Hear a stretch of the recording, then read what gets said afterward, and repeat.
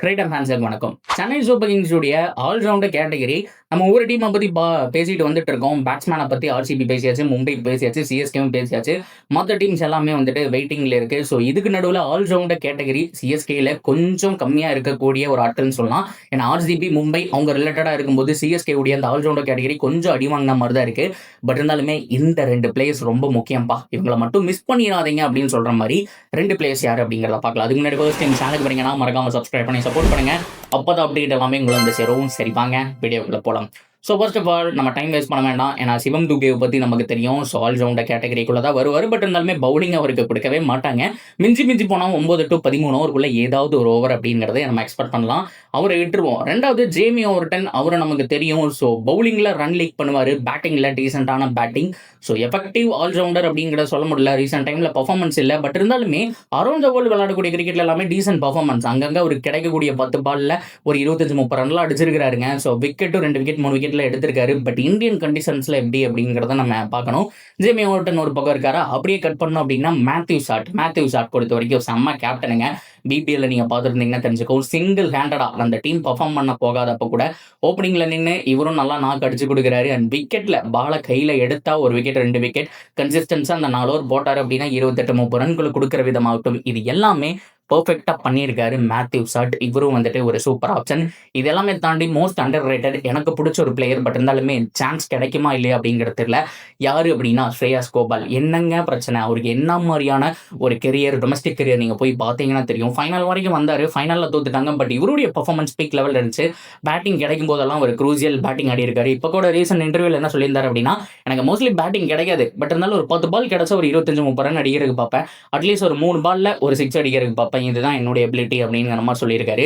Bowling சூப்பரா போடுறாரு, சான்ஸே கிடையாது. நம்ம பார்த்துருக்கிறோம், கிடைச்ச போலாம் நல்லா போட்டிருக்காரு. பட் இருந்தாலுமே நிறைய பேருக்கு கவனம் ஈர்க்காத ஒரு பிளேயர் அப்படிங்கிற மாதிரி சொல்லலாம். ஸ்ரேயஸ் கோபால் மோஸ்ட் அண்டர் ரேட்டட்.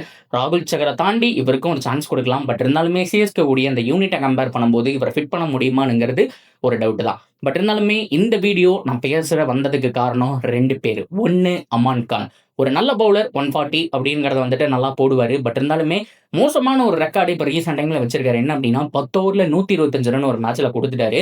மற்ற எல்லாருடைய எக்கானமியுமே பார்த்தோம் அப்படின்னா அந்த 6க்கு கீழே இருக்கும்போது இவர் மட்டும் பார்த்தோம் அப்படின்னா 125 கொடுத்தது அப்படிங்கிறது கொஞ்சம் ஓவர் தான். பட் அந்த மோசமான ரெக்கார்டை மட்டும் நீங்க மைனஸ் பண்ணிட்டு பார்த்தீங்கன்னா அவருடைய பவுலிங் பர்ஃபார்மன்ஸ் நல்லா தான் இருந்திருக்கு.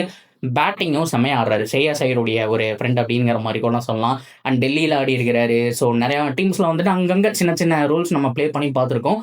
ஸோ அமான் கான் லோவர் ஆர்டர்ல ஒரு ஃபினிஷ் பண்ணி கொடுக்கக்கூடிய எபிலிட்டி இருக்கான்னு கேட்டால் அஃப்கோர்ஸ் இருக்கு. பேட்டிங்ல வந்துட்டு அந்த ஸ்ட்ரைக் ரேட்டும் பார்த்தோம் அப்படின்னா நல்லா வச்சிருக்காரு. பவுலிங்ல யூஸ்ஃபுல்லான அந்த ஒரு மீடியம் பேஸ் அப்படிங்கிறத போடுறாரு.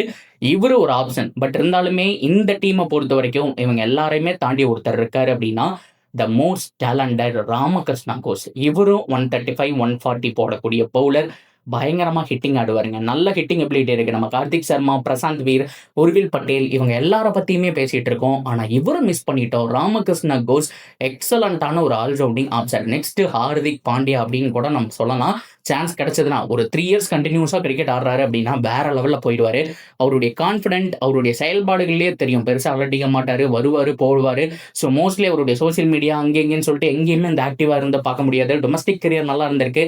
எப்போவெல்லாம் பால் எடுத்திருக்கிறாரோ விக்கெட் எடுத்திருக்காரு, எப்போவெல்லாம் பேட்டை கையில பிடிச்சிருக்காரோ ரன்ஸ் அடிச்சிருக்காரு. அந்த கன்சிஸ்டன்சி இருந்துட்டு இருக்கு. அதனாலதான் ரீட்டைனே பண்ணியிருக்காங்க அப்படிங்கறத அந்த இடத்துல பார்க்கணும்.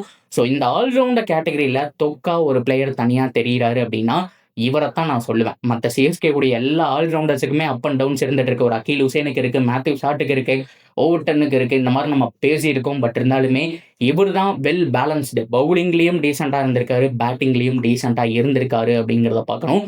சான்ஸ் கிடைக்கணும். பட் எங்க கிடைக்குது அப்படிங்கிறதான் நம்ம பொறுத்து பார்க்கணும். ஏன்னா பவுலிங் யூனிட்டை பொறுத்த வரைக்கும் எப்படி அமைக்க போறாங்கன்னு தெரியல.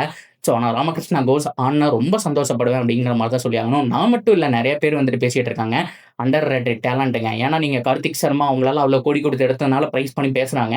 பட் இவரை பத்தி மோஸ்ட்லி யாருமே டச் பண்ண மாட்டேங்கிறாங்க அப்படிங்கிறதான் சொல்லி ஆகணும். ஸோ ராமகிருஷ்ணா கோஸ் கண்டிப்பா பெஸ்ட் ஆல்ரவுண்டரா வருவாரு. பட் சிஎஸ்கே எங்க ஃபிட் பண்றாங்க அப்படிங்கிறத பொறுத்திருந்து பார்க்கணும். So that's video guys. நீங்க என்ன நினைக்கிறீங்க? சிஎஸ்கே உடைய ஆல்ரவுண்டிங் கேட்டகரி பெருசா சொல்ற அளவுக்கு இல்லை அப்படிங்கிறது உண்மைதான். மற்ற எல்லா டீமை கம்பேர் பண்ணும்போது மத்த எல்லா டீம தாண்டியுமே அந்த ஆர்சிபி, மும்பைய கம்பேர் பண்ணும்போது கொஞ்சம் டவுனா தான் இருக்குது. அவங்களுடைய பேட்டிங், பவுலிங் அதெல்லாம் விட்டுருங்க. இந்த ஆல்ரவுண்டர் கேட்டகரின்னு வரும்போது கொஞ்சம் டவுனா தான் இருக்கு. எப்பவுமே ஆல்ரவுண்டர்ஸ் கன்னா இருந்திருப்பாங்க. ஒரு ஆல்பி மார்கல் நம்ம பார்த்திருப்போம். நெறைய பேர் வந்து இந்த டீம்ல கன்னா இருந்து பார்த்திருக்கோம். பிராவோ முதல் கொண்டு. பட் இந்த தடவை ஏதோ கொஞ்சம் மைனஸா இருக்கிற மாரி இருக்கு. அதுல நல்லா தெரியிற பிளேயர் ராமகிருஷ்ண கோசேன்னு நெனைக்கிறேன். அவரு ஆடணும்னு நீங்க ஆசைப்படுறீங்களா? எங்க ஆடுவாங்க? சான்ஸ் குடுப்பாங்க அப்படின்னு ஆசைப்படுறீங்களா? அது எல்லாமே கமெண்ட்ல சொல்லுங்க. இந்த மாரி இன்னொரு வீடியோ வந்து மீட் பண்றேன். சீ யூ சூன் கைஸ்.